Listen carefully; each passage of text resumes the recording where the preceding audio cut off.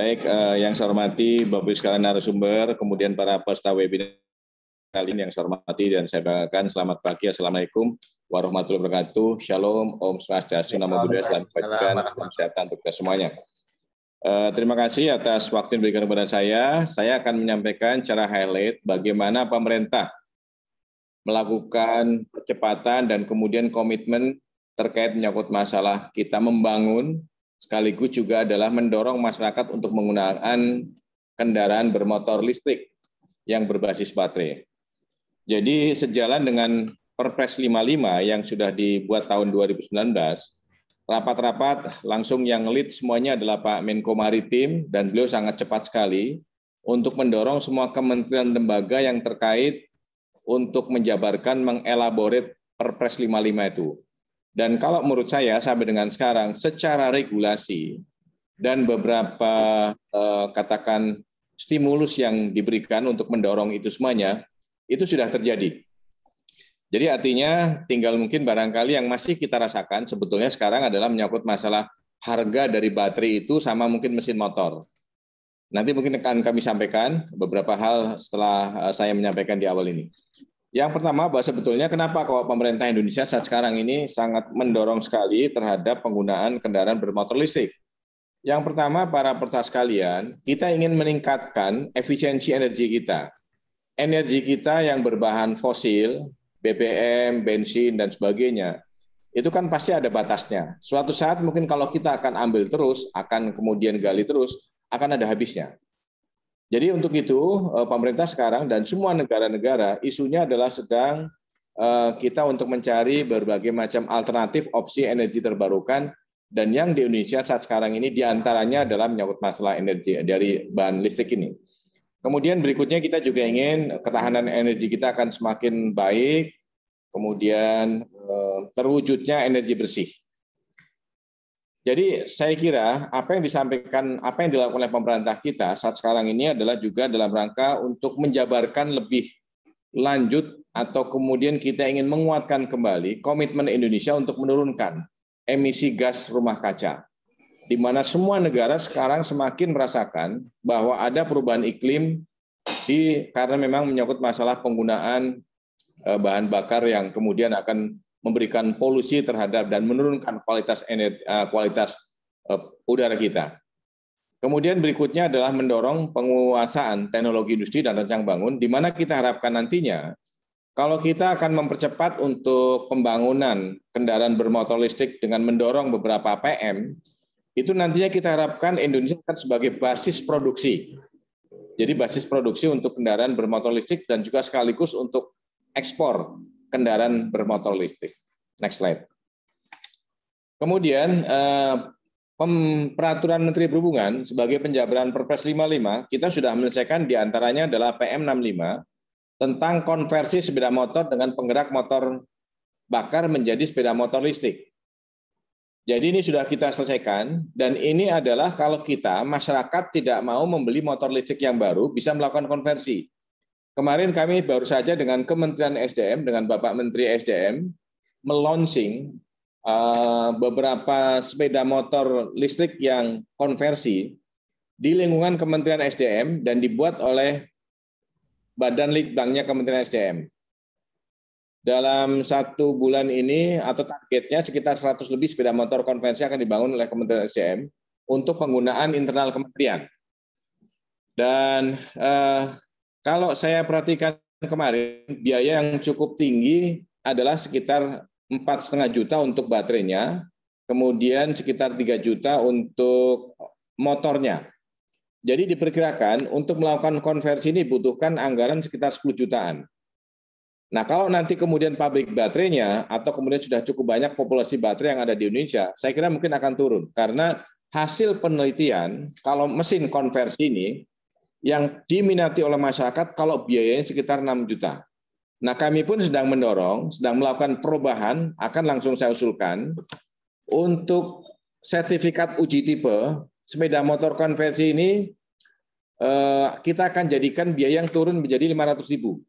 Nah kalau sekarang memang masih cukup tinggi, sehingga menyangkut masalah ketertarikan masyarakat menjadi kurang, karena biaya cukup tinggi. Nah, ke depan kita akan turunkan menjadi 500.000, mudah-mudahan cepat berproses, sehingga kalau masyarakat akan konversi ya minimal mungkin butuh biaya yang tidak terlalu besar. Ini yang diharapkan nantinya Kementerian SDM sudah mentargetkan populasi sekitar 13 juta kendaraan sepeda motor listrik di tahun 2030. Kemudian berikutnya kita juga sudah menyelesaikan Peraturan Menteri Perhubungan nomor 86 tahun 2020 dan juga tahun 87 tahun 2020 tentang pelaksanaan pengujian tipe fisik kendaraan bermotor listrik berbasis baterai. Jadi saya kira untuk Kementerian Perhubungan, kami sudah menyelesaikan kecuali menyangkut masalah perubahan untuk PNBP yang sedang kami usulkan untuk biaya supaya lebih ringan lagi, sehingga akan mendorong baik APM-nya dan termasuk juga nanti untuk penetrasi ke pasarnya menyangkut masalah penggunaannya. Next slide.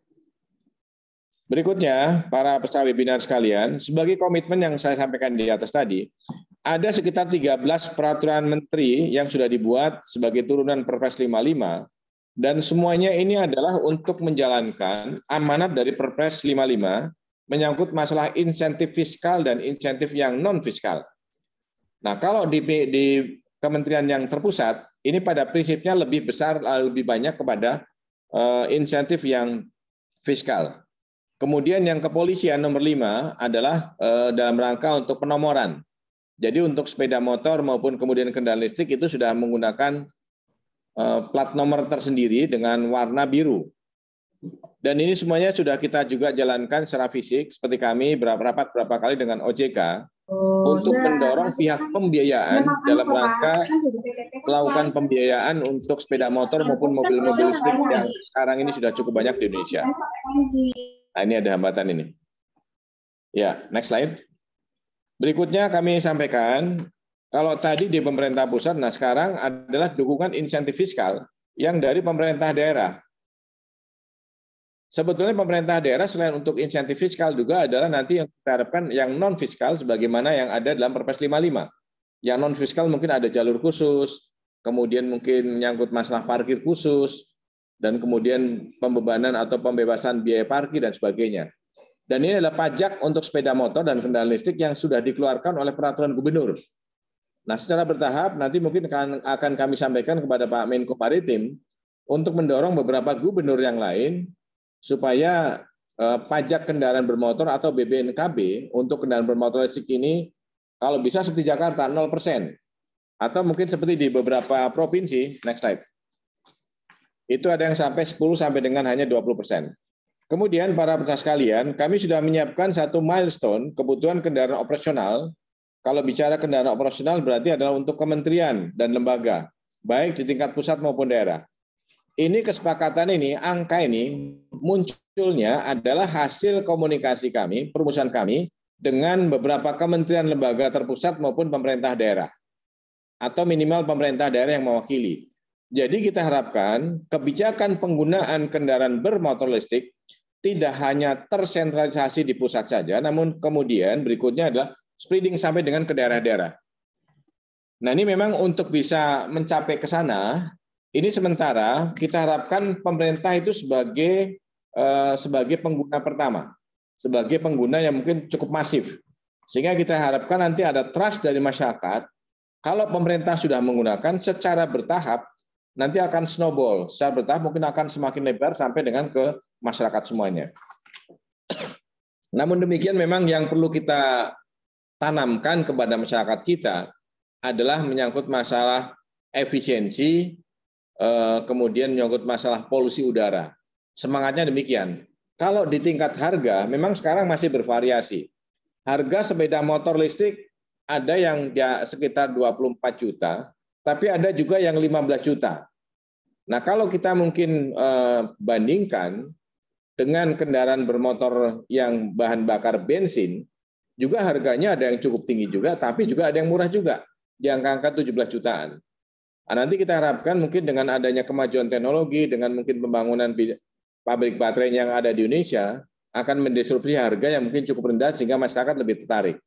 Dan kalau kita lihat sekarang ini populasi sepeda motor listrik terutama, nanti akan kami sampaikan di belakang datanya, sudah mulai bertambah di tahun 2020 ini cukup tinggi sekali. Next slide. Ini simulasi kami yang juga kami lakukan, milestone-nya adalah untuk kendaraan listrik sepeda motor roda 2 maupun roda 4 dari tahun 2021 sampai dengan tahun 2030.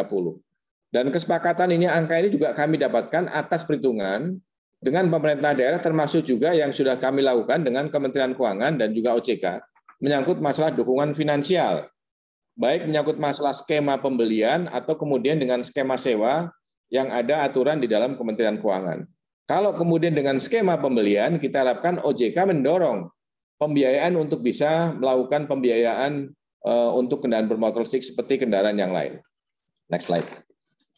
Berikutnya para peserta sekalian, karena ini adalah menjadi tusinya Ditjen Perhubungan Darat, di mana kami semenjak tahun 2019 sudah membangun 5 angkutan massal perkotaan di 5 kota besar di Indonesia, dan tahun 2021 kami juga akan membangun lagi di 5 kota besar yang lain, sehingga kita harapkan untuk angkutan massal perkotaan yang di 10 kota besar tahun 2021 ini, rencananya tahun 2021 kami akan gunakan 2 kota besar itu menggunakan bus listrik, yaitu 1 koridor di Bandung, 2 koridor di Surabaya. Dan skemanya ini sedang kami siapkan, nanti mungkin dengan menggunakan e-katalog sektoral. Jadi biaya per kilometernya berapa rupiah, itu yang nanti akan kami bayarkan, karena untuk skema by the service, sebagai operatornya adalah pihak swasta. Jadi kami yang menyiapkan anggarannya, yang menjadi mitra kami layanan adalah operator swasta, kemudian sebagai penerima layanan adalah masyarakat, yang diuntungkan juga adalah pemerintah dengan masyarakat di kota besar itu. Ada 10 kota besar tahun 2021 ini. Kemudian secara bertahap nanti sampai dengan tahun 2022, 2023 dan sebagainya, kita akan tambah terus beberapa angkutan massal perkotaan dengan skema by service tadi. Kita akan tambah terus yang menggunakan mobil bus listrik, sehingga sampai dengan nanti tahun 2030. Next slide. Dan kebijakan tadi juga sejalan dengan diskusi kami dengan teman-teman Organda, kemudian dengan teman-teman dari Gaikindo, karena yang sangat visible untuk di awal-awal untuk mengembangkan atau menggunakan bus listrik adalah untuk angkutan massal perkotaan, jadi dalam kawasan dulu. Karena infrastruktur menyangkut masalah SPKLU-nya atau stasiun pengisian listrik umumnya yang fast charging yang sangat memungkinkan infrastruktur itu dibangun di perkotaan dulu.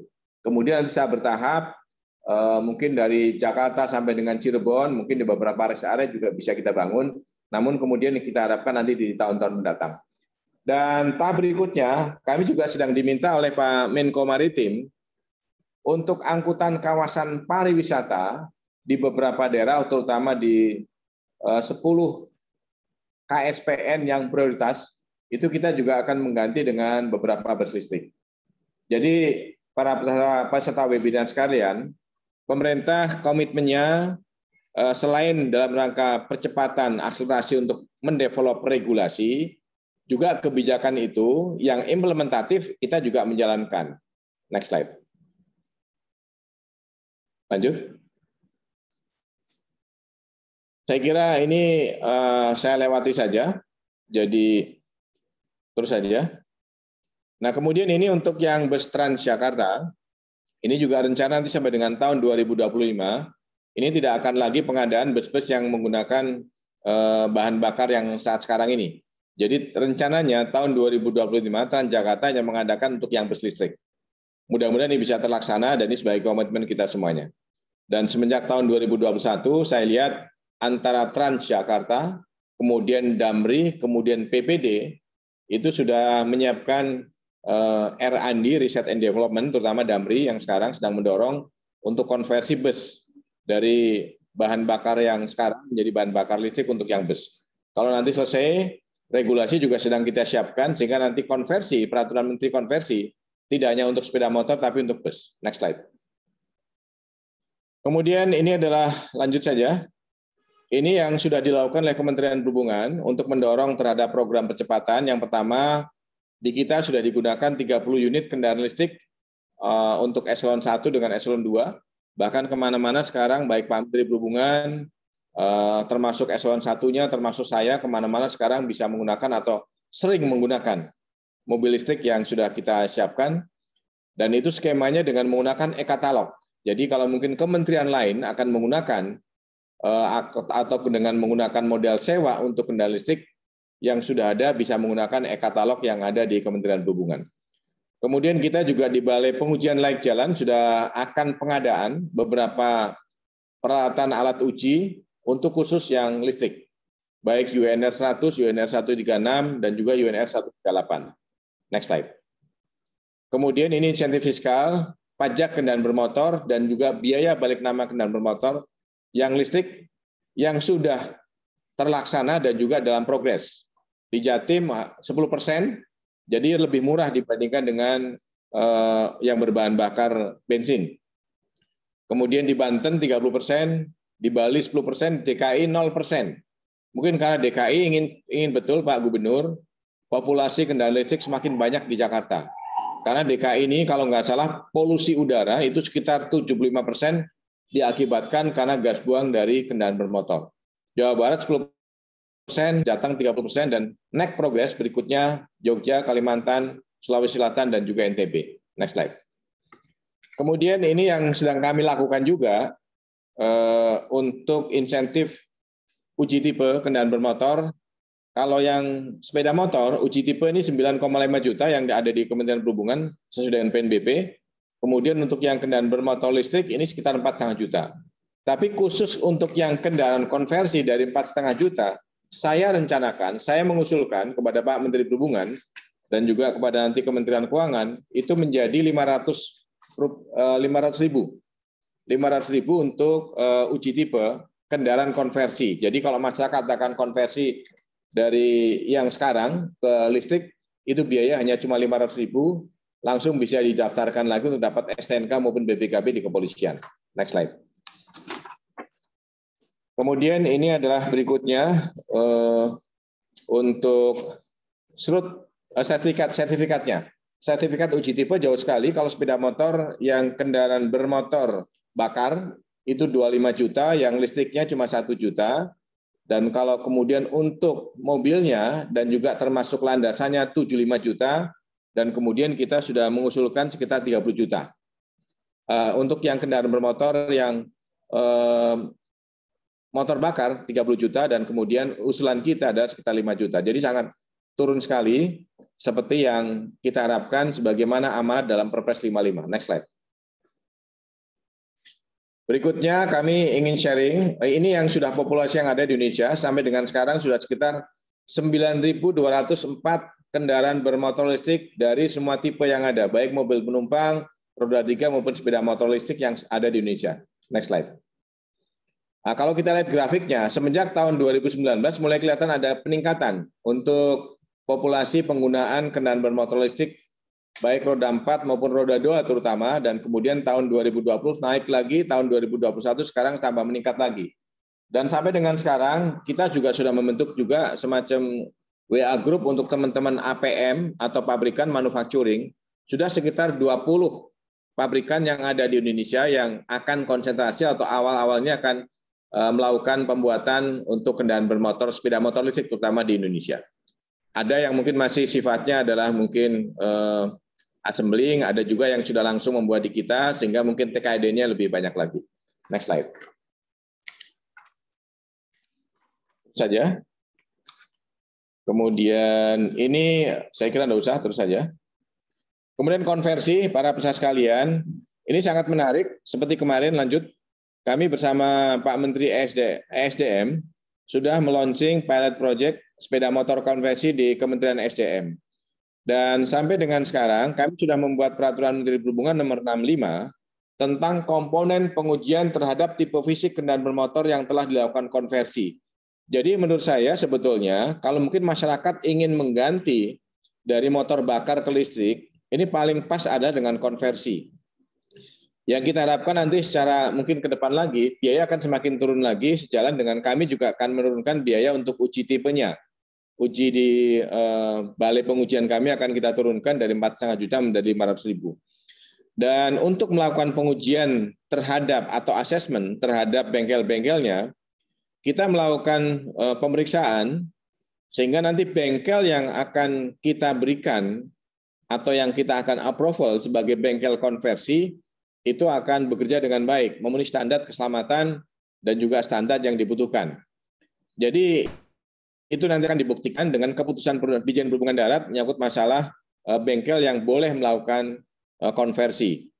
Yang dilakukan pengujian kita yang pertama adalah remnya, lampu utamanya, tingkat suara klaksonnya, kemudian akurasi alat penunjuk kecepatan, konstruksi, dan juga menyangkut masalah keselamatan fungsional. Next slide. Kemudian ini ada 4 bengkel yang sampai dengan sekarang baru mengajukan usulan untuk dilakukan pengesahan oleh Perhubungan Darat. Yang 3 sudah kita sahkan, yang 1 sedang dalam proses. Jadi masih sangat terbuka peluang di Indonesia, dan kemarin kami sampaikan dengan Pak Menteri SDM, kita harapkan bengkel yang ada di Kementerian SDM untuk konversi itu akan sebagai ayah angkat untuk beberapa UMKM yang nanti juga akan dilakukan pendidikan vokasi, baik menyangkut masalah keterampilannya maupun menyangkut masalah penggunaan peralatannya. Sebetulnya tidak begitu ribet sekali, peralatannya sangat bersih, karena sebagian besar adalah menggunakan baterai dengan motor, jadi alatnya nggak seperti yang sekarang bengkel-bengkel kendaraan motor bakar. Kecil dan juga kemudian sangat bersih sekali. Dan kalau ini dari pemerintah sudah mentargetkan sampai dengan tahun 2030 dengan 13 juta sepeda motor listrik, artinya ya mungkin pemerintah juga harus mendorong munculnya atau terbangunnya atau terakreditasinya beberapa bengkel yang sekarang dari motor bakar ke motor listrik. Dan sekarang sudah ada 4, kita harapkan nanti menyusul adalah PT Spora Teknik yang ada di sekitar Bendungan Hilir. Dan 1 yang beraja elektrik motor di Surabaya, itu isinya anak-anak muda, sebagian besar adalah lulusan S3 dari ITS. Dan mereka adalah orang-orang yang memang konsentrasi menyangkut masalah kelistrikan. Nah, kita harapkan nanti di beberapa kota besar, mudah-mudahan ada peran serta dari BUMN untuk mendorong terhadap munculnya bengkel-bengkel konversi yang ada. Next slide. Saya kira ini adalah sebagai komitmen dari Kementerian SDM maupun dari PLN, karena tugas dari Kementerian SDM dengan PLN adalah membangun infrastruktur untuk fast charging di beberapa kota dan juga beberapa gedung. Secara bertahap di Sumatera sudah, Banten, Jawa Barat, dan DKI Jakarta paling banyak, sehingga nanti kita harapkan sejalan dengan pembangunan fast charging infrastruktur di beberapa tempat ini, ya kita harapkan minat masyarakat di beberapa kota itu untuk menggunakan kendaraan bermotor listrik sudah mulai akan meningkat lagi. Next slide. Saya kira itu saja dari saya. Ini berikutnya ada baterai swap. Para peserta seminar sekalian, saat sekarang ini sudah ada 2 perusahaan di Indonesia yang konsentrasinya sedang mendevelop dan juga melakukan B2B, MOU dengan beberapa pabrikan manufacturing sepeda motor listrik, akan konsentrasi untuk membangun baterai swap. Dan sekarang saat ini, baterai swap telah tersebar 100 titik di Jakarta, terutama di minimarket, di Alfamart, dan sebagainya. Dan ini sangat mudah sekali, jadi artinya nanti masyarakat tidak akan ketakutan kalau mungkin di tengah jalan baterai motornya habis. Tinggal mungkin mampir ke retail yang ada Alfamart, kemudian mengganti di sana. Jadi sangat mudah sekali, dan kemudian berat kemarin saya sudah dicoba, seperti gambar yang di kanan itu, yang ada di Alfamart di sekitar, nah coba videonya di setel yang kanan. Nah ini saya coba sampaikan.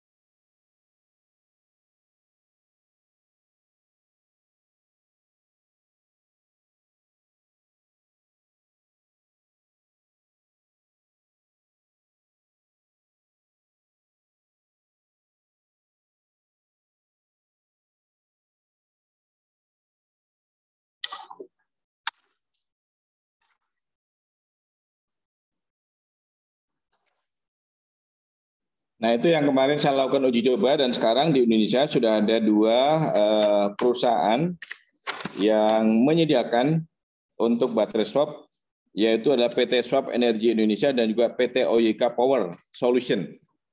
Dan kemarin sudah kita rapatkan berapa kali dengan Badan Standarisasi Nasional. Kita harapkan nanti secara bertahap beberapa merek manufacturing dari sepeda motor yang ada di Indonesia yang listrik ini, kita harapkan baterainya itu dimensinya mengikuti kepada baterai stop yang sudah ada.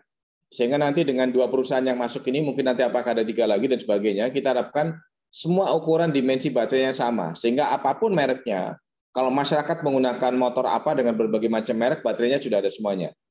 Jadi ini adalah rencana yang sedang kami siapkan, yang sedang kami bangun dengan 2 perusahaan ini. Mudah-mudahan ini akan semakin meningkatkan minat masyarakat dan mempermudah masyarakat, karena memang yang paling utama menurut saya sekarang ini adalah tingkat kepercayaan masyarakat kalau menggunakan sepeda motor listrik ini. Kalau habis di jalan bagaimana? Ya kita bisa mengisi bensin, tapi caranya dengan swap ini. Saya kira itu aja dari saya, para peserta sekalian, yang bisa kami sampaikan. Mudah-mudahan ini akan memberikan pencerahan kepada kita semuanya. Dan sampai dengan sekarang juga kita masih komitmen terus untuk mendorong dan juga mencari berbagai macam terobosan strategi supaya penggunaan atau strategi ke pasar, supaya penggunaan dari sepeda motor listrik juga termasuk mobil listrik ini bisa cepat sebagaimana target atau kemudian sebagaimana grand strategi yang sudah kita rencanakan di depan. Demikian para peserta sekalian, kurang lebihnya mohon maaf. Terima kasih. Wassalamualaikum warahmatullahi wabarakatuh. Waalaikumsalam warahmatullahi wabarakatuh. Terima kasih sebanyak-banyaknya kami berikan kepada Pak Budi Setiadi, selaku Direktur Jenderal Perhubungan Darat Kementerian Perhubungan Republik Indonesia. Luar biasa, Pak. Paparannya tadi mengenai roadmap percepatan program kendaraan bermotor listrik berbasis baterai untuk transportasi jalan. Tadi Bapak Ibu teman-teman sudah sama-sama kita saksikan bersama ya. Roadmap-nya seperti apa? Tadi saya juga sempat mencatat beberapa poin, seperti misalnya di tahun 2030 nanti ditargetkan 90% angkutan massal gitu atau angkutan publik itu bisa dengan kendaraan-kendaraan berbasis listrik. Kemudian juga tadi disampaikan bahwa mulai 2025 Transjakarta ya, busway yang ada di Jakarta juga ditargetkan hanya akan mengadakan bus listrik. Dan tentu saja tadi juga sangat menarik, salah satu hal yang sudah dilakukan oleh Kementerian Perhubungan Republik Indonesia dalam rangka untuk semakin mensosialisasikan kepada masyarakat terkait pentingnya penggunaan kendaraan bermotor listrik adalah dengan menunjukkan bahwa sudah semakin banyak spot atau titik-titik yang bisa digunakan oleh masyarakat untuk mengisi bahan bakar berbasis listrik. Tadi sama-sama kita lihat ya, kita pergi ke salah satu retailers yang sudah kita kenal semua, yang kebetulan namanya sama seperti saya, tapi bukan punya saya Bapak Ibu, Alfamart atau Indomaret. Itu kita tinggal pergi ke sana, kemudian kita tinggal ganti baterai saja Bapak Ibu. Ini luar biasa sekali, dan mudah-mudahan ini semua bisa menjadi suatu pergerakan kemajuan untuk kita semua di Indonesia. Sekali lagi kami ucapkan terima kasih kepada Pak Budi, terima kasih banyak Bapak